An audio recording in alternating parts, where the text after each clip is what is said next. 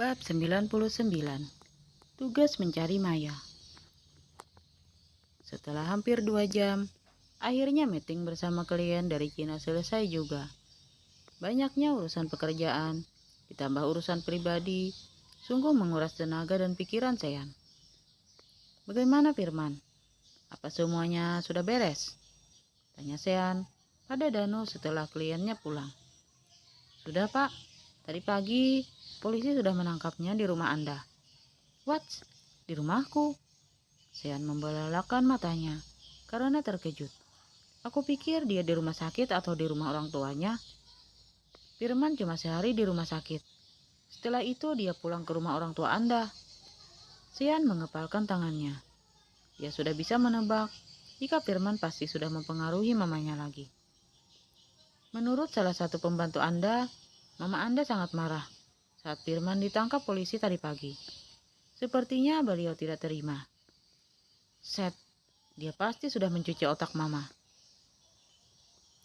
Tak ingin mamanya berulah dan membahayakan kandungan Rain, Sean segera menelpon Alan dan mewanti-wanti agar jangan sampai mamanya menemui Rain. Apa kau yakin Firman akan lama di penjara? Saya yakin, Pak.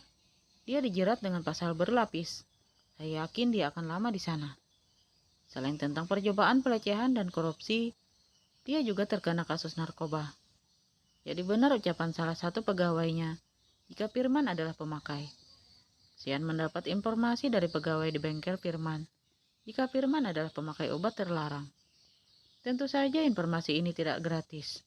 Sean membayarnya mahal untuk info ini. Bukan hanya pemakai, dia juga pengedar. Polisi sudah mengantongi bukti-buktinya. Saya rasa kasus ini cukup memberatkannya. Dan saya yakin dia akan lama di penjara. Bagus. Kalau perlu, biarkan dia membusuk di penjara. Segera carikan aku sekretaris baru. Sepertinya Ryan harus resign agar dia bisa fokus pada kandungannya. Segera akan saya carikan. Bawa semua berkas yang harus ditandatangani ke ruanganku. Secepatnya, aku harus segera kembali ke rumah sakit. Sean sangat khawatir jika mamanya benar-benar datang ke rumah sakit. Baik, Pak. Kalau tidak ada yang penting lagi, saya permisi dulu. Danu segera meninggalkan ruangan meeting karena masih banyak pekerjaan yang menunggunya. Sean membereskan berkasnya lalu kembali ke ruangannya. Ternyata Dino sudah menunggunya di sana. Udah lama loh? Tanya Sean saat melihat Dino rebahan di sofa. Baru? Ngapain lo nyuruh gue ke sini? Dino mengubah posisinya menjadi duduk. Sean mengirimkan foto seorang perempuan ke ponsel Dino. Foto siapa nih? Ngapain lo ngirim foto cewek ke HP gue? Selingkuhan lo? Dino menatap penuh curiga pada Sean.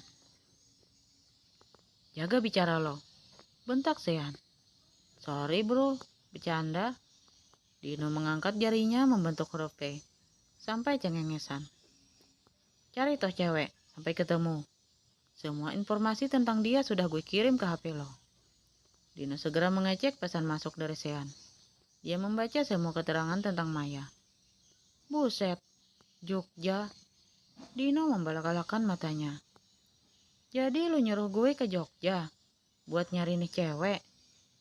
Bener banget. Dan gue maunya cepet. Lu berangkat nanti malam jam 2. Tiket udah disiapin sama Danu. Lu tinggal berangkat aja. Dino melongo mendengar ucapan Sean. Bisa-bisanya Sean main suruh dan udah nyediain tiket tanpa tanya lebih dulu.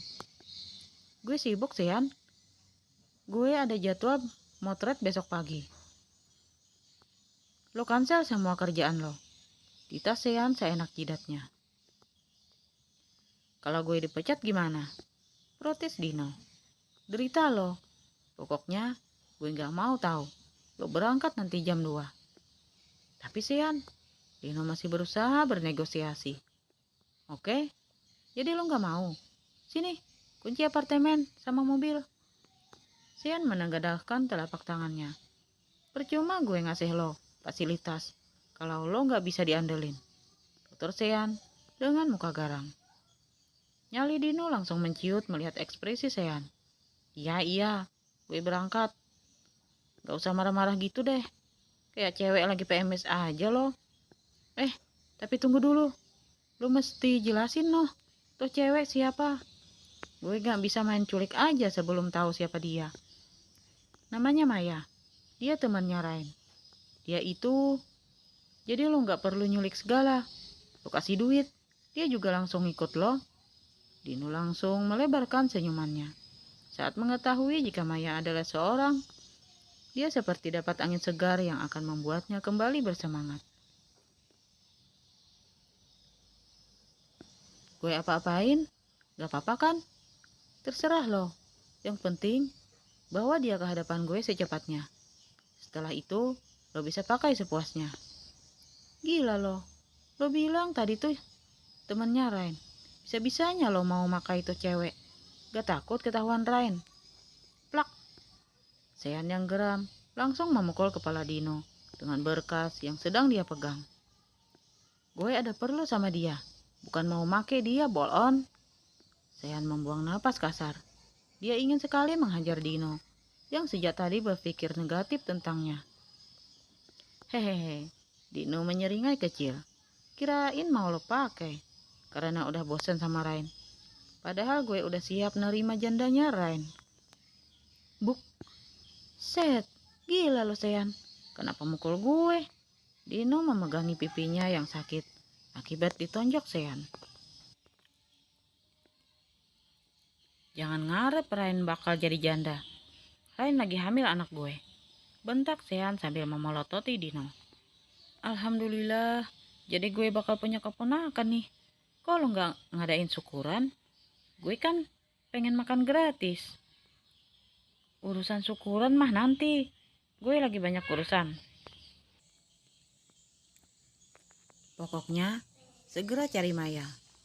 Kalau bisa besok, lo udah bawa dia ke sini. Gue usahain, tapi ada ongkosnya kan? Dino menyeringai kecil.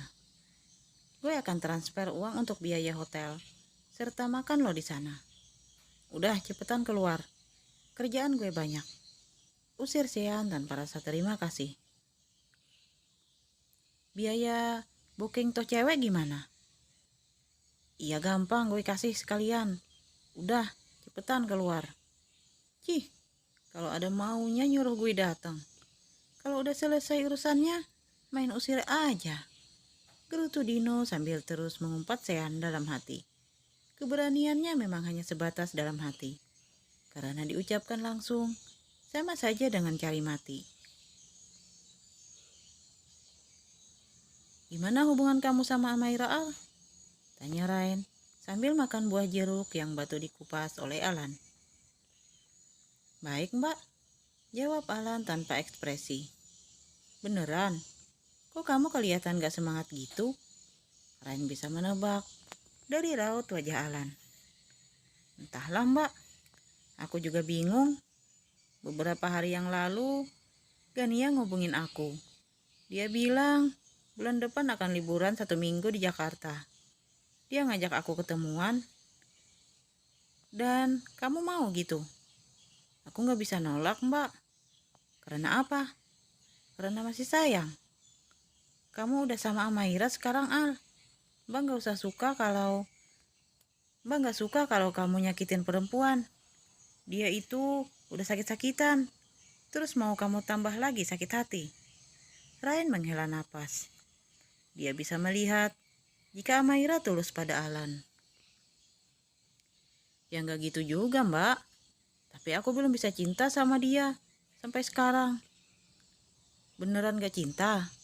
Takutnya kamu cinta tapi gak nyadar. Ntar kalau udah kehilangan baru deh nyesel. Ciklek. Rain dan Alan kompak menoleh ke arah pintu saat mendengar suara pintu dibuka. Melihat siapa yang datang, Alan buru-buru menghampiri orang itu. Kita bicara di luar tante. Alan sedikit mendorong tubuh pipi agar keluar dari ruangan Rain. Ngapain sih kamu dorong-dorong? Tante mau bicara dengan Rain. Omel pipi. Tapi Alan tak menggubrisnya sama sekali dan terus mendorong tubuh pipi keluar dari ruangan Rain. Rain menatapnya tingkah Alan dengan ekspresi bingung. Setelah berhasil mengeluarkan pipi, Alan segera menutup pintu ruangan Rain. "Tante mau bicara sama Rain. Kenapa malah kamu ajak tante keluar?" protes Pipi. "Maaf tante, tapi kakak Rain gak ngasih. Tapi kakak Sean gak ngasih izin tante buat nemuin kakak saya." "Hai bocah, tante ini mertuanya Rain. Biarkan tante masuk." Pipi mencoba membuka pintu tapi dihalangi oleh Alan. "Maaf tante, sebaiknya tante pulang," usir Alan dengan nada sopan. "Kurang ajar kamu," maki Pipi sambil berkacak pinggang dan melotot. "Katakan pada Jalang itu, tante tak akan tinggal diam melihat dia terus mempengaruhi Sean," ancam Pipi. "Jangan sebut kakak saya seperti itu tante." Hati Alan panas mendengar Ryan dipanggil. "Tapi kenyataannya memang seperti itu. Kakak kamu itu, dia itu seorang yang sudah menjual tubuhnya demi uang." "Stop tante," teriak Alan dengan mata melotot dan napas naik turun. "Berhenti memfitnah kakak saya. Kakak saya perempuan baik-baik." "Hahaha." Pipi tertawa mendengar Alan menyebut Ryan wanita baik-baik. "Tidak ada wanita baik-baik yang..." Pipi mengucapkan kata-kata itu tepat di depan wajah Alan. Dan setelah dia tahu cara termudah untuk mencari uang, dia jadi ketagihan dan terus-terusan menjual diri. "Dan bodohnya, putraku jadi mangsa kakakmu yang gila uang itu. Dia menjebak putraku dengan foto mesum mereka, lalu memaksa Sean untuk menikahinya." Alan hanya geleng-geleng kepala. Otaknya terus berusaha mencerna kata-kata Pipi. Dalam hati, dia terus menyangkal jika kakaknya adalah perempuan seperti itu. Itu tidak mungkin, lirih Alan sambil memejamkan matanya.